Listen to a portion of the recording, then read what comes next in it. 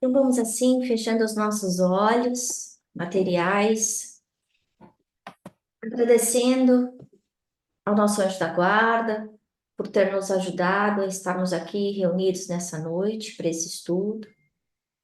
Vamos cumprimentando o mentor que cuida desse trabalho, aqui no Chico Xavier, de Portland.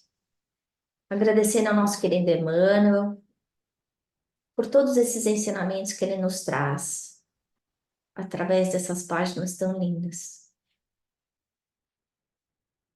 Abençoa-nos, Jesus. Abre os nossos olhos para que nós consigamos compreender de verdade os teus ensinamentos. Graças a Deus. Então, boa noite a todos. Lembrando que o nosso centro aqui do Chico Xavier fica em Portland, e no Oregon, e nós somos um grupo de voluntários.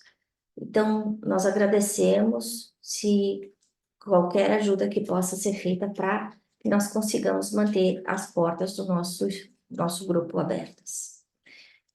Hoje nós temos o nosso estudo de Emmanuel, é o livro Caminho, Verdade e Vida, capítulo 104, chamado A Espada Simbólica, e depois da reflexão sobre esse capítulo de Emmanuel, nós vamos fazer o nosso passe virtual. E essa passagem é uma passagem daquelas esquisitas, né? Que no Evangelho segundo o Espiritismo tem o capítulo 23, chamado A Estranha Moral. Porque, à primeira vista, Jesus está falando uma coisa que não faz muito sentido. Então, a gente tem que lembrar que Jesus, há 2000 anos atrás, ele falava sempre por parábolas, ele usava muitas alegorias. E o que Kardec vem fazendo é tirar esse véu da letra para que a gente consiga entender bem qual é essa mensagem que Jesus estava tentando trazer, né? Então, esse trecho de Jesus está em Mateus e fala: Não cuideis de que vim trazer a paz à terra. Não vim trazer a paz, mas a espada. Então, como é que a gente pode achar que Jesus ia falar de vir trazer espada? A espada, que é um símbolo de luta, de guerra, de morte, né? A gente, como cristão, e o Espiritismo é uma doutrina cristã, né? Para quem não sabe. Então, os valores morais que nós acreditamos, que nós seguimos, são os valores de Jesus. Os valores de Jesus são quais? Amor, fraternidade, caridade. Ele nos lembra de família, humanidade. Jesus fala que nós temos que amar o nosso próximo como a nós mesmos. Jesus deixou para a gente a parábola do samaritano, contando para nós que não importa quem seja o seu irmão, o seu próximo mais próximo, mesmo que seja alguém que tenha diferenças grandes em relação à sua crença, aos seus valores, a gente precisa ajudar. Então, como é que esse homem, que foi chamado tantas vezes como de príncipe da paz, foi falar: Eu vim trazer a espada, quando a espada é um símbolo de luta, né? Então, vamos ver o comentário de Emmanuel. Ele pega esse trecho de mais ou menos 15 palavras e ele desenvolve no capítulo inteiro. Inúmeros leitores do Evangelho perturbam-se ante essas afirmativas do Mestre, porquanto o conceito de paz entre os homens, desde muitos séculos, foi visceralmente viciado. Então, ele está tentando mostrar para a gente que a paz material, a paz dos homens, não é a mesma paz de Deus, né? A paz para a gente, dentro da nossa ignorância, quando a gente pensa: não, quando eu morrer, eu quero ir para o céu, e aí tem sempre aquela metáfora, aquela analogia com os anjinhos tocando harpa em cima da nuvem. Essa é a paz. Ou a paz, quando a gente pergunta para alguém na Terra, o que é ter paz? Ah, ter paz é não ter mais conta nenhuma para pagar, tá zerado no cartão de crédito. É eu ter emprego, eu achar um marido ou uma esposa, eu ter a minha família, ou eu estar com saúde. Eu só vou ter paz quando eu resolver a minha saúde. A paz de Jesus não é essa paz. Então ele está mostrando para gente que a paz que ele estava tentando dividir conosco quando ele fala: Eu vos dou a minha paz, mas não como o mundo vos dá. Tentando mostrar para a gente que a paz, do ponto de vista espiritual, é muito difícil, diferente da paz do ponto de vista material, né? Quando a gente pensa nessa paz do jeito que a gente conhece do mundo material, a gente pensa numa paz de água parada, né? Eu não quero ter que fazer nenhum sacrifício, eu não quero ter problema nenhum, né? E a gente vai falar um pouco disso. A paz de Jesus é movimento. A paz de Jesus é a gente estar se avaliando, é a gente estar estudando e a gente estar trabalhando. É uma paz muito diferente. E que nem todo mundo entende essa paz. Nem todo mundo está preparado para ter, para buscar essa paz. Ainda mais quando Jesus fala: quem mais cuidado, mais será pedido. Quantos de nós, quando nos entregamos mais aos trabalhos doutrinários, a gente começa a ter mais problema? Começa a ter problema em casa, problema com o filho, problema no trabalho. É impressionante. No dia que a gente tem, para quem está acostumado com o trabalho mediúnico, começar um trabalho mediúnico é passar trator em cima de pedra.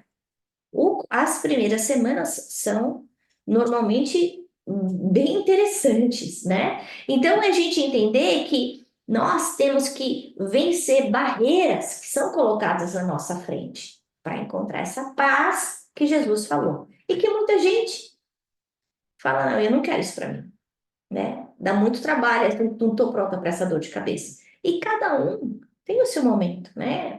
A gente fazer esse comentário é um comentário de respeito, entendendo que nem tudo serve para todo mundo, né?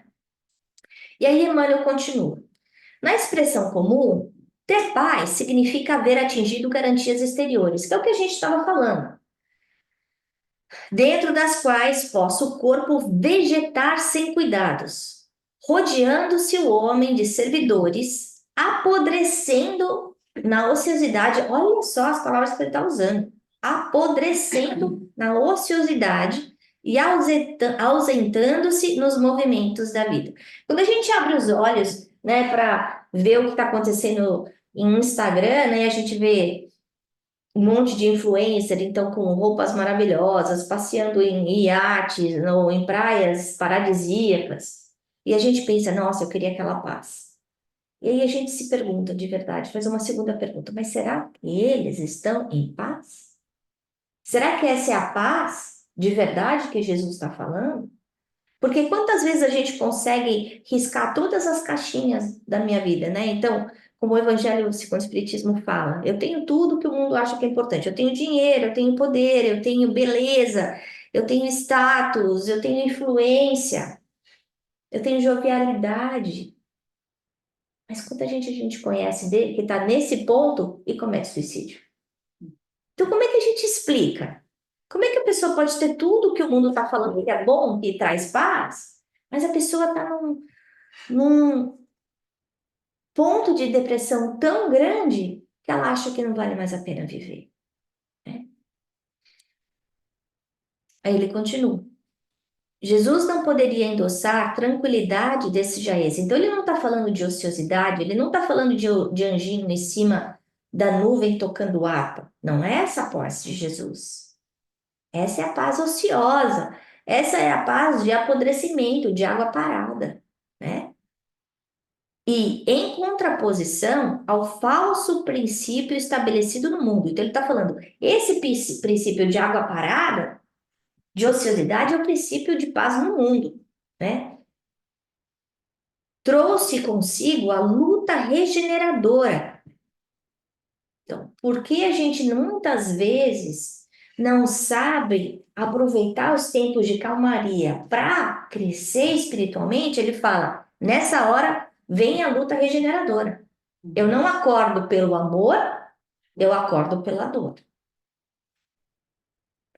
A espada simbólica do conhecimento, então, essa espada simbólica que Jesus está falando, é a do conhecimento interior, é da reforma íntima, a espada simbólica do conhecimento interior, pela revelação divina. Sou eu buscando ser amanhã uma pessoa melhor do que eu fui hoje, e ser hoje uma pessoa melhor do que eu fui ontem.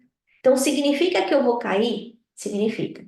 Mas significa que eu vou levantar e vou tentar bater a poeira e tentar fazer as coisas melhores do que eu fiz antes, né? Cair como? Cair criticando, cair brigando, cair gritando, cair fazendo as coisas erradas que a gente sabe que não seriam pregadas por Jesus. Porque ele está falando aí dessa diretiva dada por Jesus, né? Então ele fala assim: conhecimento interior pela revelação divina. Jesus é o intérprete que a gente conheceu aqui na Terra dessa revelação divina, né? É o único Espírito perfeito que encarnou. E a gente lembrar que só Espírito perfeito não erra. Os outros espíritos todos que passaram por aqui, mesmo os super duper, tipo Chico, Divaldo, Madre Teresa de Calcutá, Gandhi, poderiam ter errado? Poderiam ter errado. São falíveis? São falíveis. Tanto é que o Divaldo fala, até o último minuto da minha respiração eu posso falhar, né? Porque são espíritos evoluídos? São, mas são ainda espíritos falíveis. O único que não é falível é Jesus. Então, vou repetir aqui porque eu parei aqui no comentário. Trouxe consigo a luta regeneradora, a espada simbólica do conhecimento interior pela revelação divina, a fim de que o homem inicie a batalha do aperfeiçoamento em si mesmo. E aí tem aquela pergunta do Livro dos Espíritos, um sábio da antiguidade já lhes falava: conhece-te a ti mesmo, né? Então, esse aperfeiçoamento de nós mesmos é o quê? A gente olhar para o espelho e ver quem é a Ana de verdade. A Ana tem essa cara boazinha, mas será que ela é? Como é que é a Ana quando está no veterinário? Como é que é a Ana quando está na casa, com o marido, com o filho? Como é que é a Ana com os pais dela? Como é que é a Ana no trabalho? Será que é a mesma Ana? Porque quantas vezes a gente acaba vestindo uma roupagem, né? Então eu entro no santo, no centro viro santa, né? Mas quando eu estou em casa, ou quando eu estou no trabalho, como é que eu sou? E é esse conhecimento que muitas vezes incomoda a gente. O ser espírita é você tá se questionando muitas vezes, é essa espada interior, sabendo, puxa, eu errei de novo. Eu sabia que não era para fazer isso, eu fiz, né? E nem todo mundo sabe conviver com essa realidade. Uma realidade que é de todos, porque todos que estamos aqui vivendo num planeta de expiação e provas, cometemos erros diariamente. Porque senão a gente estava num planeta bem mais evoluidinho, né? O mestre veio instalar o combate da redenção sobre a Terra. Desde o seu ensinamento primeiro, foi formada a frente da batalha sem sangue. A espada, que ele está falando, é da batalha interior, é uma batalha sem sangue. Não é a batalha do cristianismo que a gente viu com as cruzadas. Não é essa batalha que matou mais gente do que qualquer outra guerra política. Não é essa. A batalha é a batalha interior, né? É o bom combate destinado à iluminação do caminho humano. Por quê? Porque se cada um de nós não aprendermos a nos iluminar, a Terra não vai progredir. A única forma da Terra progredir é quando quem está morando aqui tiver progredido, né?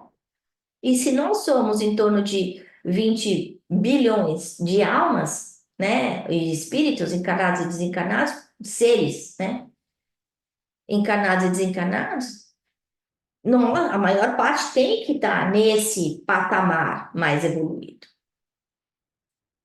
E ele mesmo foi o primeiro a inaugurar o testemunho pelos sacrifícios supremos. Poxa, quando a gente pensa em vida de Jesus, a gente não pensa em vida fácil.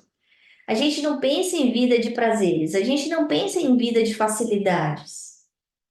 A única coisa que Jesus tinha muito boa era o quê? A família. Ele teve um pai que protegeu a família dele numa situação, num momento que a humanidade desprezava mulher e criança. Ele teve uma mãe inacreditável, né? Há quase 20 séculos, vive a Terra sobre esses impulsos renovadores. E ai daqueles que dormem, estranhos ao processo santificante. Por quê? Porque ele está nos lembrando que quando a gente não está seguindo essa lei divina, a revelação que ele trouxe, a gente está plantando a sementinha de dor. Se a gente está plantando a sementinha de dor, a gente vai colher o quê? Sofrimento, né? E por isso que ele está falando, enquanto a gente está adormecido, enquanto a gente não resolver trabalhar o nosso próprio aperfeiçoamento, saindo desses vícios que nós trazemos aí de visceralmente, né? Que ele fala muitos séculos visceralmente viciado, a gente vai continuar sofrendo.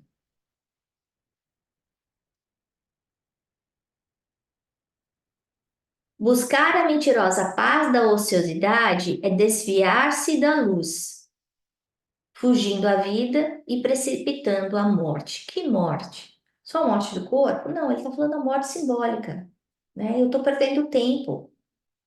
O tempo está passando e eu não estou crescendo. No entanto, Jesus é também chamado o príncipe da paz, como a gente falou.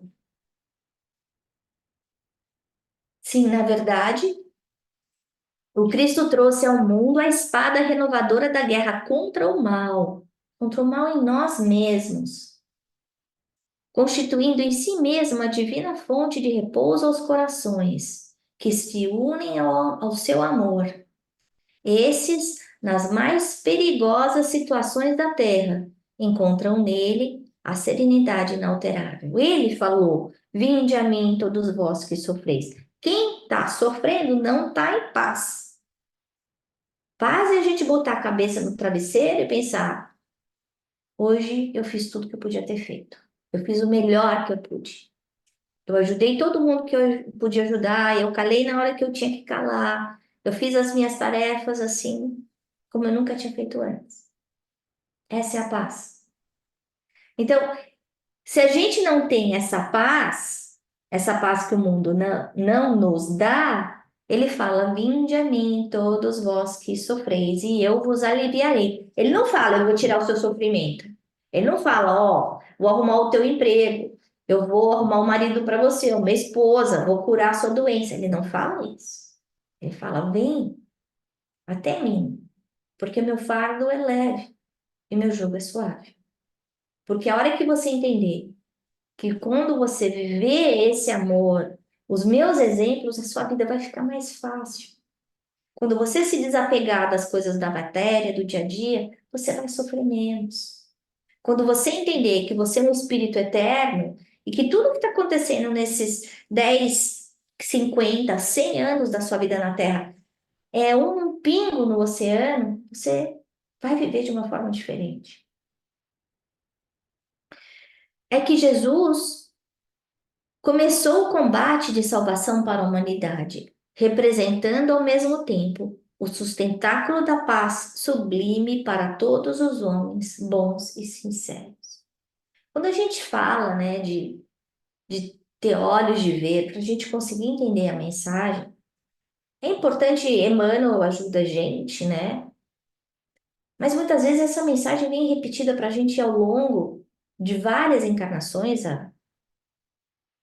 há 2000 anos, que a gente continua sem entender o que é paz, né? A gente continua esperando que coisas materiais aconteçam para que a gente encontre a paz. Eu fui olhar no dicionário que é paz e vem do latim pax, e é geralmente definida como um estado de calma ou tranquilidade, ausência de perturbação ou agitação. Agora, esses são os valores comuns do mundo. Essa é a paz segundo os homens, né? Então, a paz é não ter problema, não ter dificuldade, é ter todas as facilidades, é ficar sem dor de cabeça, ter saúde, bens materiais. São essas garantias exteriores que podem levar a gente a vegetar na ociosidade perigosíssima. E a gente vê isso acontecendo, né? Quando a gente acaba deixando de trabalhar o nosso crescimento intelectual e moral por causa dessas facilidades que existem. Hoje eu estava lendo um artigo, eu não sei se foi na Business Week ou no Financial Times, e falando da dificuldade das finance, dos adultos da geração dos millennials de conseguir sobreviver no mundo. Porque, de alguma forma, muitos de nós pais acabamos tentando dar demais. E eles não aprenderam as atividades básicas de gerenciar uma conta do cartão de crédito, a conseguir ficar dentro de um trabalho, a correr atrás e sofrer decepção, né? Então, muitas vezes a gente tenta dar facilidade demais e errando pelo outro lado, se esquecendo que é através do trabalho, do esforço contínuo que a gente amadurece, que a gente cresce, né? Ele usa essa palavra visceralmente viciado. Esse nosso entendimento está errado. É o entendimento do mundo. Não é porque todo mundo acha que é isso, que é certo, que faz o que é errado ser certo. São vícios que a gente traz de milênios e continua errando, né? Continua não sendo feliz. E aí Jesus vem e fala pra gente, reforma íntima, autoconhecimento. E a gente viu isso acontecendo desde a Grécia, né? Antiga. Então, pensar qual é essa moral de Jesus? Qual é a moral do mundo? Qual é a moral que eu estou estudando, né? Que eu estou vivendo, que eu estou escolhendo? Quando Jesus fala e mostra através do seu exemplo dessa luta regeneradora, do seu perdão contínuo, do não julgar, de ter compaixão, né? Com os outros, com todos, de aceitar os desígnios de Deus, né? Que eu acho que é outra coisa importante, porque a gente muitas vezes questiona Deus, fala, mas isso não é isso que eu quero para mim. Isso não está servindo para mim. Mas será que a gente sabe o que é melhor, né? Essa espada é para ser usada metaforicamente dentro de nós, cortando todas as ervas daninhas, todos os vícios de passado que ainda estão aí pregados na gente. Ele fala: quem sair da minha vinha não vai crescer. Se tiver desconectado da árvore, vai morrer. Vai morrer metaforicamente, porque a morte não existe, né? E aí ele fala: o mestre vem instalar o combate da redenção sobre a terra, o bom combate, não o combate de sangue. Desde o seu ensinamento primeiro, foi formado à frente da batalha sem sangue, destinada à iluminação do caminho humano. E até ele não foi compreendido pelos 12 apóstolos. Alguns achavam que ele ia ser aquele guerreiro. O próprio Judas achou que ele ia lá arrebentar as correntes e salvar todo o povo judeu, né? Ou outros veem Jesus como aquele anarquista que vai contra as leis. Quando o que Jesus veio mostrar para a gente era a verdade da vida eterna. E ele mesmo foi o primeiro a inaugurar o testemunho pelos sacrifícios supremos. Quais? Todos. Ele mostrou que era possível passar por toda aquela odisseia sem reclamar, se entregando ao Pai, né? A gente passa pelo planejamento espiritual, faz toda a projeção do que a gente deve experimentar aqui na Terra. Não que exista fatalidade, não existe, a gente tem livre-arbítrio, né? Mas existem algumas coisas que a gente escolhe no plano espiritual. Por exemplo, a família que a gente vem junto, né? Que normalmente são pessoas com quem a gente tem uma dose maior de dívida de amor. Eu venho com aquela família porque eu tenho que aprender a amar. Não é que eu tenho que continuar brigando. E normalmente o que a gente faz, a gente continua brigando, odiando, enfim. Mas aí a gente encarna e a gente se esquece nessa amnésia temporária que a gente tem durante a encarnação e a gente deixa para lá as responsabilidades que a gente já tinha assumido no plano espiritual. Mas quando a gente perde esse contato com a nossa consciência self, né, como diz a Joana de Ângeles, que existe dentro de cada um de nós, porque esse é o espírito eterno,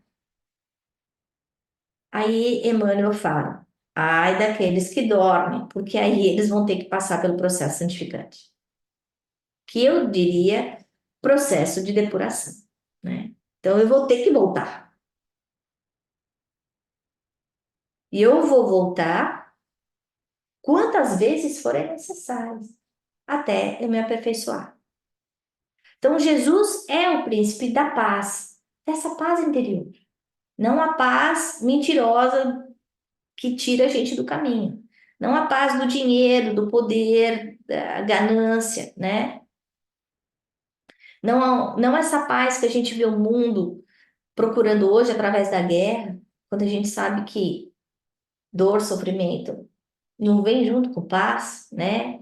Paz é o quê? É a gente tentar sentar e conversar com o nosso irmão, é perdoar o nosso irmão, é entender que aqueles que estão errando são por ignorância, não por maldade, né?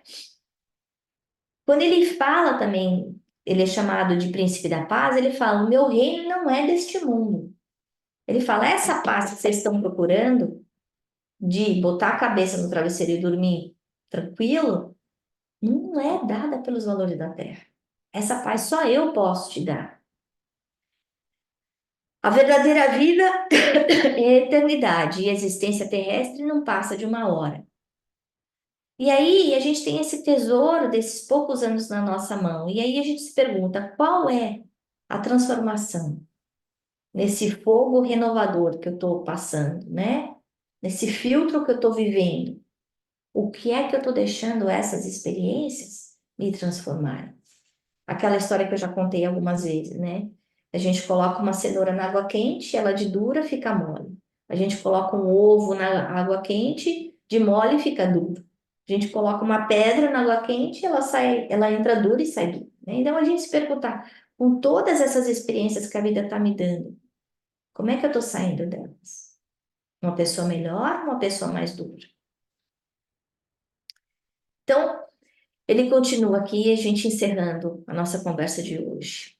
É que Jesus começou o combate de salvação para a humanidade, representando ao mesmo tempo o sustentáculo da paz sublime para todos os homens bons e sinceros.